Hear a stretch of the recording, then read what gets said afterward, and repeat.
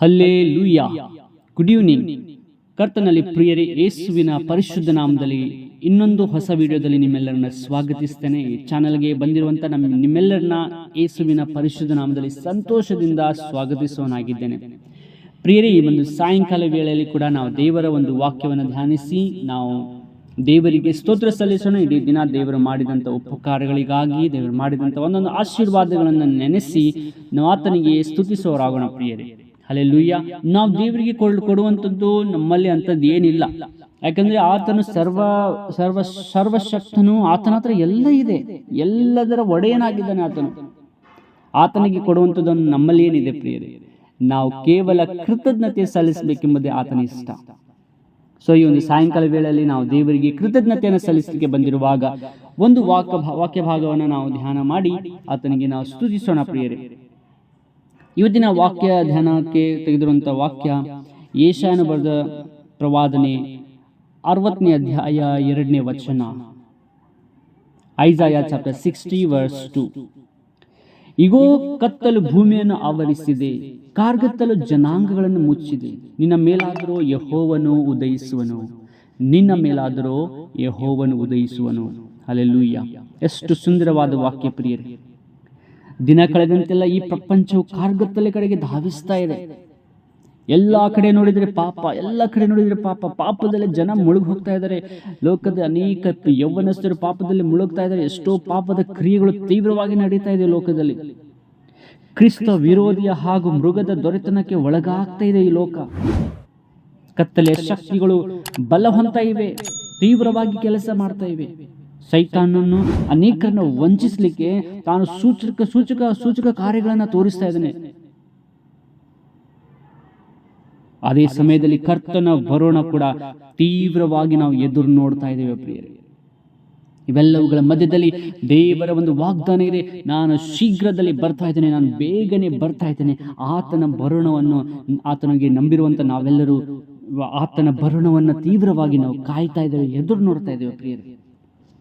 ಯೇಸು ಕ್ರಿಸ್ತನು ತಂದೆಯ ದೇವರ ಮಹಿಮೆಯೊಂದಿಗೆ, ಪ್ರಧಾನ ದೂತನ ಶಬ್ದದೊಂದಿಗೆ ಆಕಾಶದಿಂದ ಇಳಿದು ಬರುವನಾಗಿದ್ದಾನೆ. Hallelujah, praise the lord.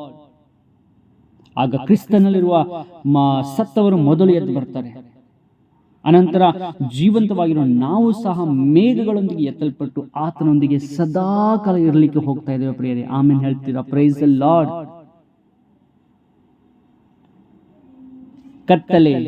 ಕಾರ್ಗತ್ತಲೆಯ ಪ್ರಪಂಚವನ್ನು ಆವರಿಸಿಕೊಳ್ಳುವಾಗ ಕರ್ತನ ತೇಜಸ್ಸು ನಿನ್ನ ಮೇಲೆ ಸುರಿಸಿರುವಂತ ಉದ್ದೇಶವೇನು?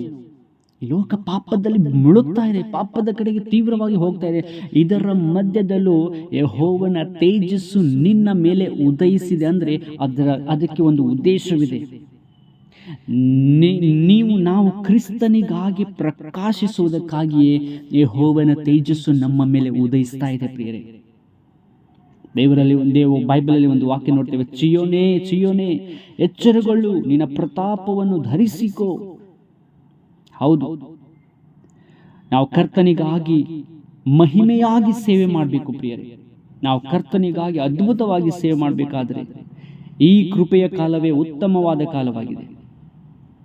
ಕರ್ತನಿಗಾಗಿ ಎಷ್ಟು ಹೆಚ್ಚಾಗಿ ಸೇವೆ ಮಾಡಲು ಸಾಧ್ಯವೋ ಅಷ್ಟು ಹೆಚ್ಚಾಗಿ, ಅಷ್ಟು ವೇಗವಾಗಿ ದೇವರ ಸೇವೆಯನ್ನ ಮಾಡ್ರಿ. ಸಾಧ್ಯವಾದಷ್ಟು ಮಟ್ಟಿಗೆ ಸುವಾರ್ತೆಯನ್ನು ಸಾರ್ರಿ. ಪಾಪದಲ್ಲಿರುವಂಥ ಜನರಿಗೆ ಯೇಸುವಿನ ರಕ್ಷಣೆಯನ್ನು ತರುವಂತ ಯೇಸುವಿನ ಸುವಾರ್ತೆನ ಜನರಿಗೆ ಸಾರ್ರಿ.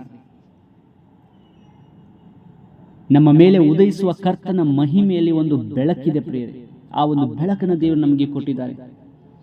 ಕರ್ತನು ನಮ್ಮನ್ನೇ ಲೋಕಕ್ಕೆ ಬೆಳಕನ್ನಾಗಿ ಇಟ್ಟಿದ್ದಾನೆ. ಕತ್ತಲೆಯಿಂದ ಬೆಳಕನ್ನು ಉಂಟು ಮಾಡಿದ ದೇವರು, ಕತ್ತಲೆಯಿಂದ ಬೆಳಕನ್ನು ಉದಯಿಸಿದ ದೇವರು ನಿಮ್ಮನ್ನ ಜನರಿಗೆ ಪ್ರಕಾಶವನ್ನಾಗಿ ಮಾಡುವವನಾಗಿದ್ದಾನೆ. ಹಗಲು ರಾತ್ರಿಗೆ ಬೆಳಕನ್ನು ಕೊಡಲು ಸೂರ್ಯ, ಚಂದ್ರ, ನಕ್ಷತ್ರಗಳನ್ನು ದೇವರು ಹೇಗೆ ಉಂಟು ಮಾಡಿದ್ನೋ ಹಾಗೆ ನಿಮ್ಮನ್ನ ಈ ಲೋಕದ ಅಂಧಕಾರದಲ್ಲಿ ಬೆಳಕಾಗಿ ಪ್ರಕಾಶಿಸುವಂತೆ ನಮ್ಮನ್ನ ಇಲ್ಲಿ ಇಟ್ಟಿದ್ದಾನೆ ಪ್ರಿಯರೇ. ಪಾಪವೆಂಬ ಕತ್ತಲೆ ಸುವಾರ್ತೆ ಪಾಪವೆಂಬುದೇ ಕತ್ತಲೆ.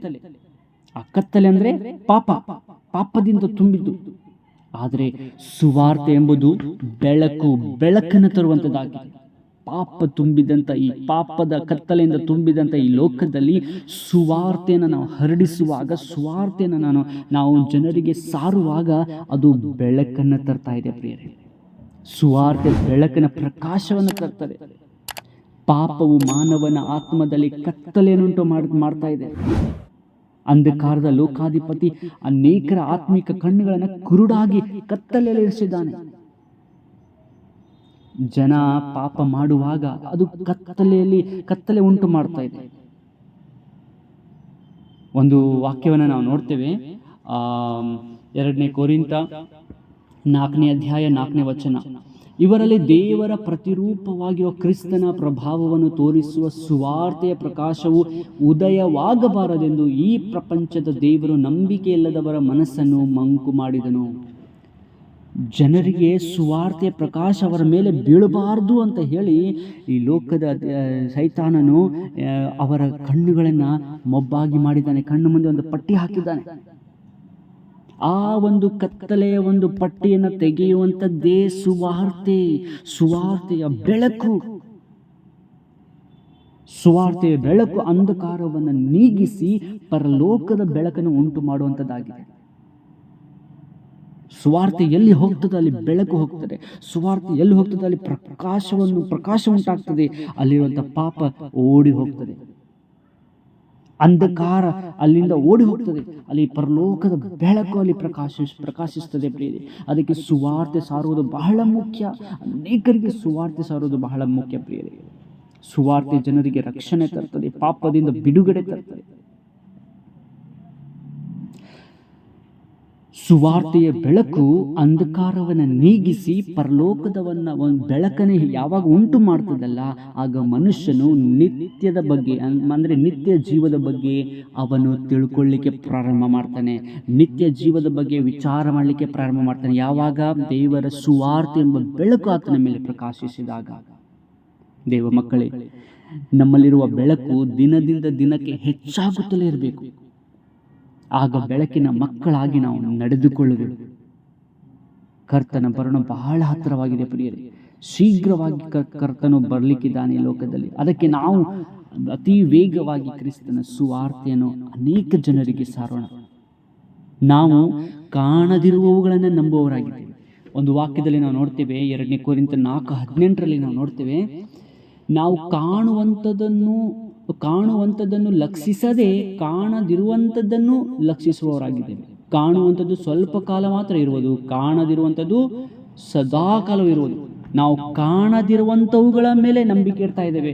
ನಾವು ಕಾಣದಿರುವಂಥವುಗಳ ಮೇಲೆ ಲಕ್ಷ್ಯ ಇಡ್ತಾ ಇದ್ದೇವೆ.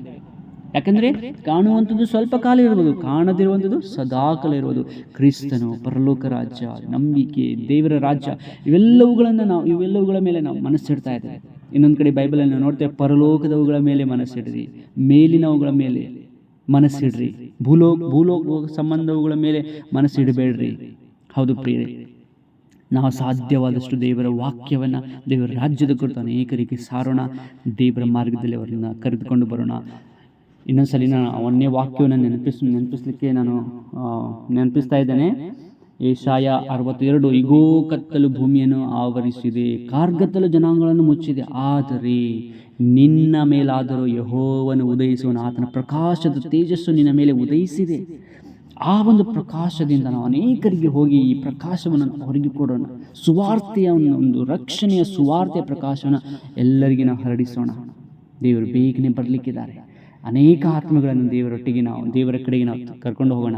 ದೇವರು ಬಹಳ ಸಂತೋಷ ಪಡ್ತಾನೆ. ದೇವರು ಈ ವಾಕ್ಯದಿಂದ ನಮ್ಮೆಲ್ಲರೂ ಆಶೀರ್ವಾದ ಮಾಡಿ ಪ್ರಾರ್ಥಿಸಿಕೊಳ್ಳೋಣ. ಪ್ರೀತಿಯುಳ್ಳ ಪರಲೋಕ ತಂದೆ, ಈ ವಾಕ್ಯಕ್ಕಾಗಿ ಸ್ತೋತ್ರ ಅಪ್ಪ. ವಾಕ್ಯ ಕೇಳಿದ ಪ್ರತಿಯೊಬ್ಬ ನಿನ್ನ ಮಕ್ಕಳನ್ನು ಆಶೀರ್ವದಿಸಿ ಇವತ್ತಿನ ಇಡೀ ದಿನ ದೇವರನ್ನು ಆಶೀರ್ವಾದ ಮಾಡು. ಕೆಲಸ ಕಾರ್ಯಗಳಲ್ಲಿ ಬಲ, ಜಯ, ಶಕ್ತಿ ಕೊಡು ಸ್ವಾಮಿ. ಈ ವಾಕ್ಯವನ್ನು ಅನುಸರಿಸಿ ನಡಲಿಕ್ಕಾಗುವಂತೆ ಸಹಾಯ ಮಾಡು. ನಿನ್ನ ಪ್ರಕಾಶವಾಗಿ ಲೋಕದಲ್ಲಿ ಅವರು ನಿನ್ನ ಪ್ರಕಾಶದ ತೇಜಸ್ಸು ಅವರ ಮೂಲಕ ಹರಡಲಿ ಸ್ವಾಮಿ. ಅವರು ನಿನ್ನಲ್ಲಿ ಆಳವಾಗಿ ಬೆಳೆಯಲಿ. ನಿನ್ನ ಸುವಾರ್ತೆ ಎಂಬ ಪ್ರಕಾಶನ ಅನೇಕರಿಗೆ ಸಾರಲಿ. ಅವರನ್ನ ನಿನ್ನ ಬೆಳಕಿನಲ್ಲಿ ಕರೆದುಕೊಂಡು ಬರಲಿ. ವಾಕ್ಯ ಯೇಸಪ್ಪ, ಪ್ರಾರ್ಥನೆ ಕೇಳಿದಕ್ಕಾಗಿ ಸ್ತೋತ್ರ. ಎಲ್ಲ ಘನತೆ, ಮಾನ, ಮಹಿಮೆ ನಿಮಗೆ ಸಲ್ಲಿಸಿ ಯೇಸು ನಾಮದಲ್ಲಿ ಬೇಡಿ ಹೊಂದಿದ್ದೇವೆ ತಂದೆ. ಆಮೇನ್. God bless you.